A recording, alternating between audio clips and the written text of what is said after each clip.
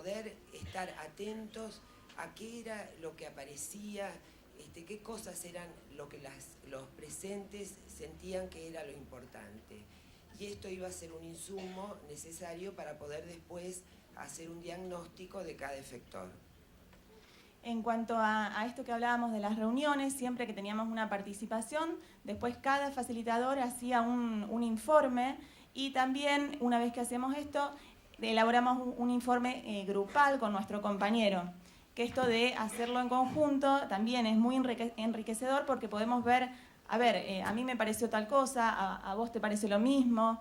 Me acuerdo que en el Vilela, en una de las primeras reuniones que tuvimos con Victoria, a las dos nos había llamado mucho la atención y habíamos tomado registro de cómo los miembros del hospital habían sentido el hecho de una medida que habían tomado, que era cerrar el acceso por calle Virasoro.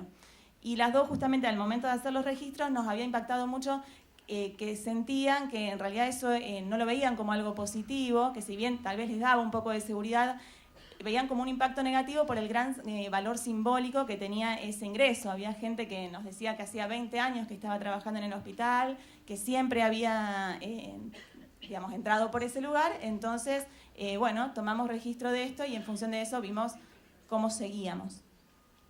Bueno, a partir de estas reuniones comenzamos a individualizar ciertas problemáticas. Al tener el registro de todos los informes de los efectores, vimos que aparecían problemáticas comunes, pero no todos le daban la misma importancia. Bueno, se trabajó, por supuesto, con los hechos de violencia, con la relación médico-paciente, la guardia, la admisión, la articulación entre los servicios, la articulación entre la seguridad pública y la privada. Bueno, esto fue lo importante de poder individualizar las problemáticas y la prioridad que cada efector le daba a esa problemática. Y una vez individualizadas estas problemáticas, pudimos avanzar un poco en el diagnóstico particularizado de cada efector y así ver las acciones a seguir.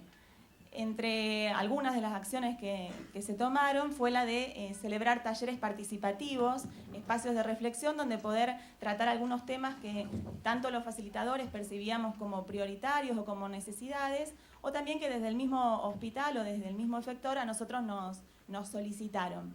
Es así que llegamos digamos, a la etapa de los talleres, donde trabajamos con los distintos miembros de la comunidad hospitalaria temas que ellos necesitaban.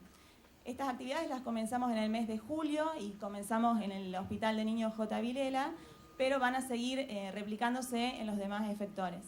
Siempre tratamos de elaborar el material teniendo en cuenta la necesidad puntual de ese hospital y también tratamos siempre de incorporar en el material la terminología que fuimos recabando de cada historia o de cada relato que nos iban comentando para justamente que sea un trabajo muy particularizado y también brindarles protagonismo.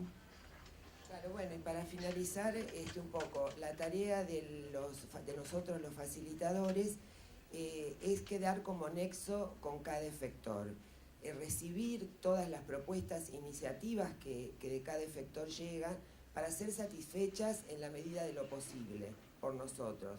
Me refiero a talleres, a reuniones, y aquellas en las cuales demande decisiones políticas o recursos, el compromiso es gestionarlo ante las autoridades que correspondan. Bueno, como decíamos, conformamos muchos equipos, pero todos con un mismo objetivo, que este espacio público, que es el hospital público, realmente sea lo más seguro para todos.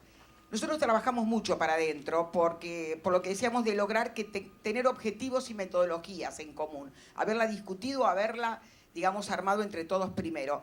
Y a través de esto empezamos a avanzar sobre ese puente que tendimos y a generar relaciones funcionales y afectivas, que nos esperen en el hospital con un mate caliente, con un beso, con acordarse del nombre, ya realmente a nosotros nos satisface muchísimo. Esto requiere de mucha organización y requiere de que en el equipo tengamos roles bien definidos. Uno de los objetivos que nos propusimos en el proceso de entrada es que los recursos humanos con los cuales estamos trabajando, y ahora nos referimos exclusivamente a la comunidad hospitalaria, tengan capacidad de gestión del cambio para una mejor calidad del sistema de atención a enfermos y acompañantes y a la enfermedad. La gente habla muy bien de la atención médica, a veces habla de cierto déficit en la práctica comunicacional, pero sobre todo que la orientación del cambio a partir de sus propias reflexiones, no decir nosotros lo que había que hacer, sino que lo dijeran ellos. Bueno, en cuanto al proceso en sí, nosotros lo dividimos en 3 etapas. La primera, en diciembre del 2012, que es como refería el doctor Capielo, cuando convocan a la dirección a raíz del episodio en el Roque Sáenz Peña. Es de destacar que había un recorrido ya hecho por la Secretaría de Salud en cuanto a tener protocolos en muchos hospitales y acciones que habían ya tomado, o sea, venían trabajando. En este mes de diciembre, fundamentalmente hicimos una búsqueda de antecedentes. Buscamos notas en los medios, tanto locales como provinciales, para tener múltiples miradas, ¿no? Y ver cómo era percibido el conflicto desde los distintos lugares. En el mes de enero, la Secretaría convoca al día 10, precisamente enero, al doctor Alejandro Nató. Se realizan en el CEMAR unas jornadas participativas donde participaron trabajadores de todos los niveles, personal del CIES, vinieron funcionarios, incluso recuerdo del Consejo, había gente del Consejo Municipal, de los sindicatos. Le llamamos motivación porque entendemos que este impulso que se tomó con la charla del doctor Nató motivó mucho a los trabajadores, de hecho después nos decían, ¿no?, en las recorridas. En febrero y marzo del 2012 se hizo el diagnóstico. La primera semana de febrero recorrimos todos los hospitales, más el policlínico. Fueron jornadas de 3 o 4 horas. Tomábamos un hospital a la mañana, otro a la tarde. Participaban, todos los trabajadores. Es de destacar que estuvieron sentados en todo momento los funcionarios, acompañando el proceso. En estas jornadas, como decían mis compañeras, los facilitadores hicieron estos informes individuales.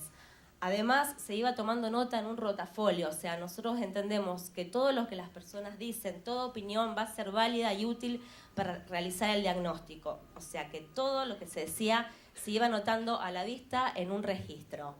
De esos informes después, si bien el trabajo en sí del diagnóstico se hizo la primera semana de febrero, después en algunos lugares volvimos en el mes de marzo para profundizar algunas cuestiones.